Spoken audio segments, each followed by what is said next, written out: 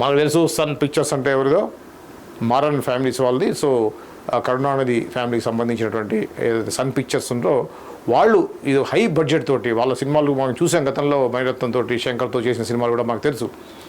బడ్జెట్లో ఎక్కడ compromise car.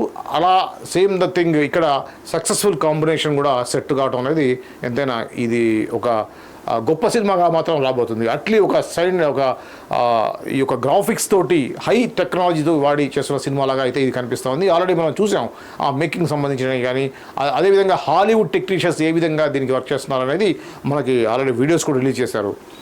So ఈ క్రమంలో ఈ సినిమాలో ఇప్పటికే ఆల్రెడీ మృణాల్ ఠాగూర్ సెకండ్ హీరోయిన్గా, మనం దీపికా పదుకొని విజువల్స్ ఆల్రెడీ చూసాం. దాని తర్వాత మృణాల్ సేన్ కూడా దాదాపుగా ఖరారైనట్టుగా. దాని తర్వాత జాన్వీ కపూర్ అన్నారు. కానీ ఇప్పుడు తాజా అప్డేట్ ఏంటంటే జాన్వీ కపూర్ ప్లేస్ని రష్మిక మందన్న రిప్లేస్ చేయబోతుంది అనేది ఈ వార్త.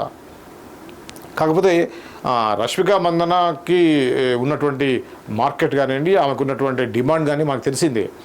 కాకపోతే మూడో హీరోయిన్గా రష్మిక మందన్న ఒప్పుకుంటుందా అంటే ఖచ్చితంగా ఒప్పుకునే అవకాశం అయితే ఉంది. తనకు కావాల్సిన రెమ్యునరేషన్ తగ్గిస్తే ఖచ్చితంగా ఒప్పుకుంటుంది. అది కాకుండా అల్లు అర్జున్ మీద సాఫ్ట్ కార్నర్ అయితే ఖచ్చితంగా మన శ్రీవల్లికి ఉంటుందనే విషయంలో డౌటే లేదు. సో ఆ క్రమంలో ఇంకోటి ఏంటంటే క్యారెక్టర్ బాగుండి క్యారెక్టర్కి ఆ యొక్క వెయిట్ ఉంటే మాత్రం ఖచ్చితంగా చేసింది. వచ్చాం పోయాం అనేటువంటి క్యారెక్టర్ అయితే చేయకపోవచ్చు, కానీ అలా చేసే ఫ్రెండ్లీగా గెస్ట్ అపియరెన్స్ చేయొచ్చు. కానీ వన్ ఆఫ్ ద హీరోయిన్గా ముగ్గురిలో ఒక ఇంపార్టెంట్ ఉన్నటువంటి క్యారెక్టర్ అయితే మాత్రం ఖచ్చితంగా రష్మిక దీంట్లో కనిపిస్తుంది అనే విషయంలో సందేహం లేదు. ఏమాత్రం తను సిన్సియర్గా వర్క్ చేసేటువంటి హీరోయిన్ అనే విషయం ఇప్పటికే పలువురు దర్శక నిర్మాతలు ఆ గురించి చెప్పిన విషయం మాకు తెలిసిందే. సిన్సియర్గా హార్డ్ వర్క్ చేసేటువంటి హీరోయిన్, టైం మెయింటైన్ చేస్తుందని. కాబట్టి ఈ యొక్క అట్లీ సినిమా అల్లు అర్జున్ అట్లీ సినిమాలో మూడో హీరోయిన్గా రష్మిక వచ్చే అవకాశం అయితే బాగానే ఉంది. కానీ ఇదేదో ఓన్లీ ఊహాగానాలు, ఖచ్చితంగా ఇన్ఫర్మేషన్ లేదు మనకి.